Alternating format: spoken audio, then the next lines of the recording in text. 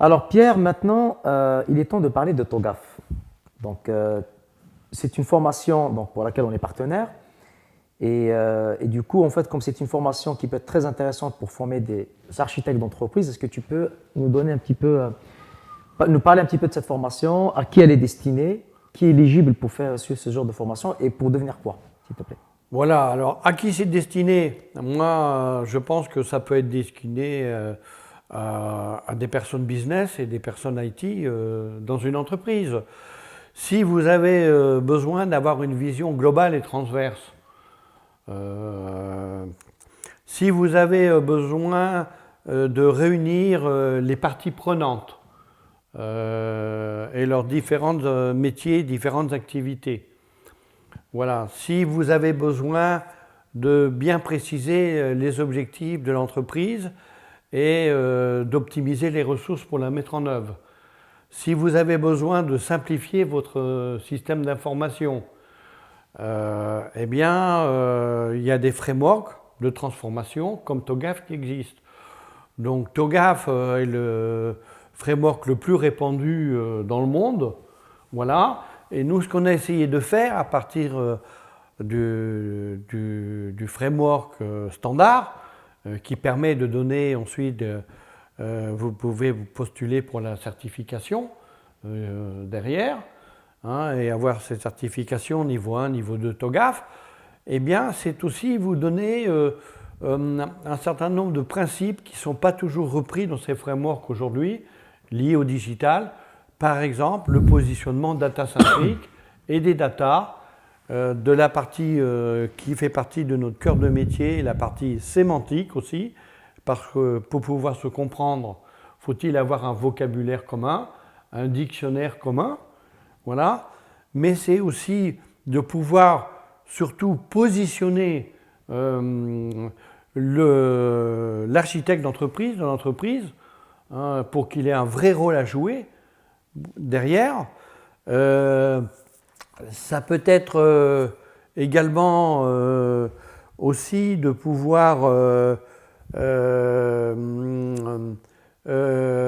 permettre qu'il ait aussi ses propres budgets, parce que c'est aussi avoir un comité d'architecture, c'est aussi une propre entreprise à l'intérieur de l'entreprise, avec son reporting, ses budgets, ses acteurs, sa gouvernance, ses ressources, et il faut aussi le voir comme ça. Et donc, c'est repris dans ces cours-là pour aussi que vous ayez les moyens de votre propre politique avec les autres, et c'est donner ces moyens-là qui nous importent. Voilà. Très bien. Alors, pourquoi les entreprises font appel à toi en tant qu'architecte d'entreprise? Il y a bien une raison. L'entreprise, elle a des soucis de communication peut-être entre équipes ou inter-équipes. Bon, voilà. Donc moi, je suis pas le seul.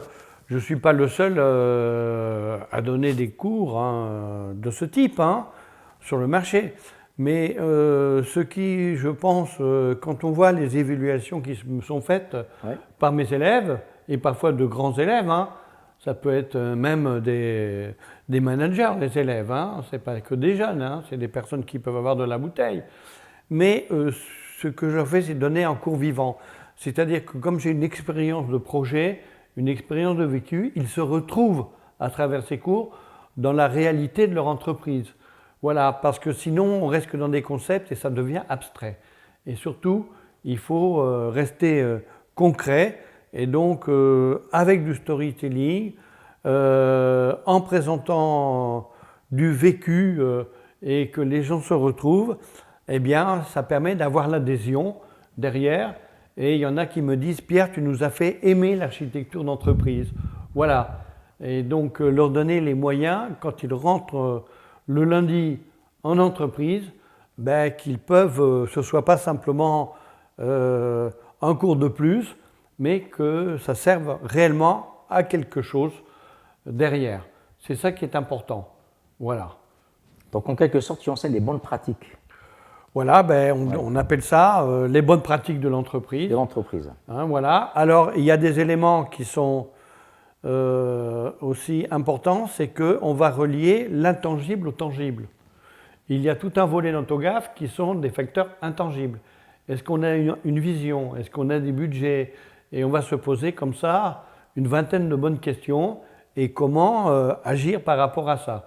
Et puis, il y a aussi les résultats tangibles en termes de résultats d'entreprise. Donc, on utilise aussi ce qu'on appelle des balance scorecards qui permettent de relier l'innovation, les formations, tout ce qui est intangible et les tracer en résultats tangibles, en fait, de façon à savoir sur quel levier on va agir. Donc cet élément d'intangible et de tangible et de leur lien est extrêmement important. Tu as parlé tout à l'heure de l'intelligence émotionnelle, de la communication en entreprise. Comment tu situes en fait la communication dans l'entreprise? La communication, effectivement, il faut avoir une entreprise transverse. Donc la communication, c'est lié à l'interopérabilité. C'est-à-dire qu'il faut déjà un vocabulaire et se comprendre, même si c'est en plusieurs langues. Donc, et les termes utilisés, éviter des termes, un jargon technique et un vocabulaire qui permettent au métier et à l'IT de se comprendre et aux différents métiers, et il y en a beaucoup. Voilà.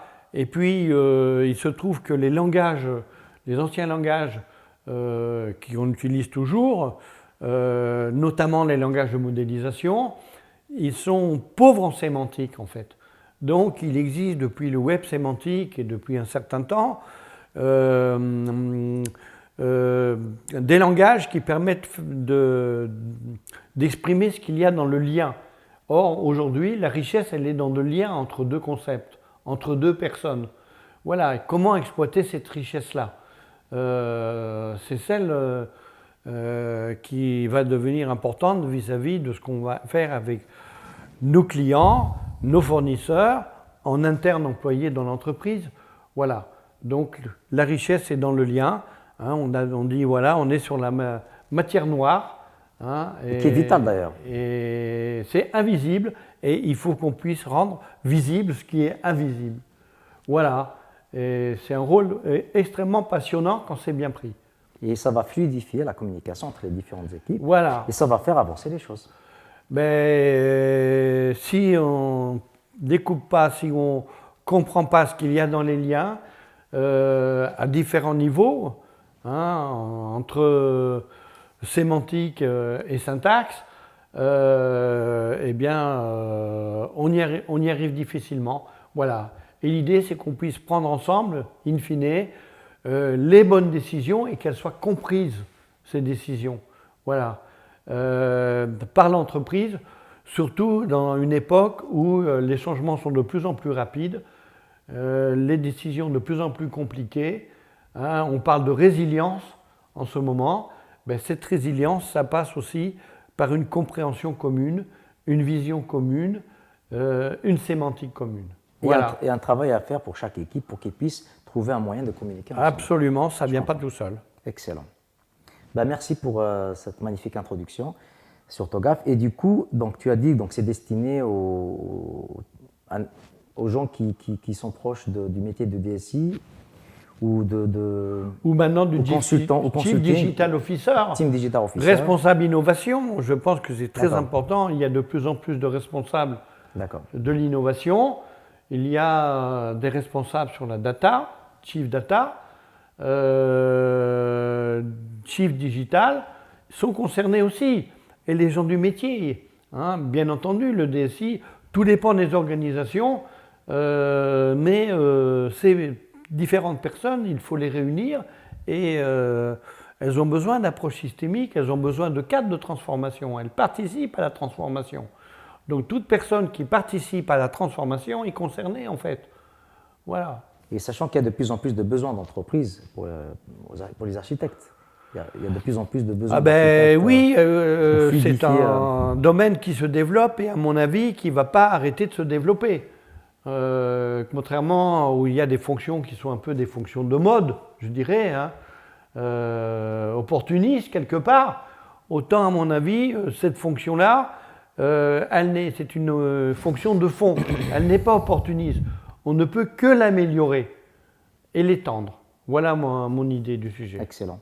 Pour ceux qui veulent devenir architecte d'entreprise, donc tu offres une formation sur TOGAF, pour laquelle tu as eu déjà plusieurs personnes qui ont été certifiées. Déjà, avoir une certification sur TOGAF, c'est pas rien. Hein, c'est pas rien. Et puis, ça va ouvrir de nouvelles portes. Oui, parce que je pense que si on adhère à cette vision, si on la comprend bien, à cette méthode, ça ouvre des portes. D'abord, ça nous transforme nous-mêmes avant de transformer l'entreprise. Nous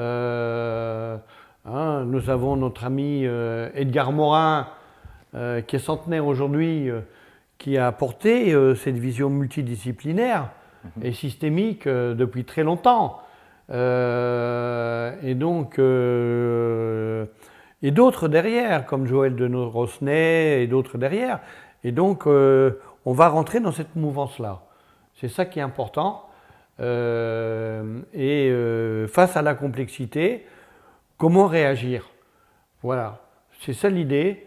Donc, quelque part, les philosophes sont même partie prenante de cette transformation aujourd'hui, de plus en plus.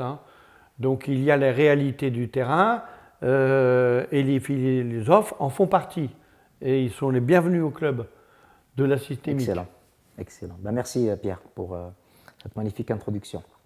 Donc voilà, donc on a présenté donc, la partie TOGAF et tous ceux qui sont intéressés de s'inscrire pour devenir architecte d'entreprise, donc ils n'ont qu'à faire le pas dès maintenant. Et l'avantage que tu as toi Pierre, c'est que non seulement tu fais la formation sur TOGAF, en plus tu les coaches quelques jours avant qu'ils passent la certification pour avoir presque 100% de chance d'avoir cette certification, comme on l'a eu avec un de nos derniers un client que tu as formé récemment, pour lequel on a été partenaire, donc il a obtenu sa certification du premier coup.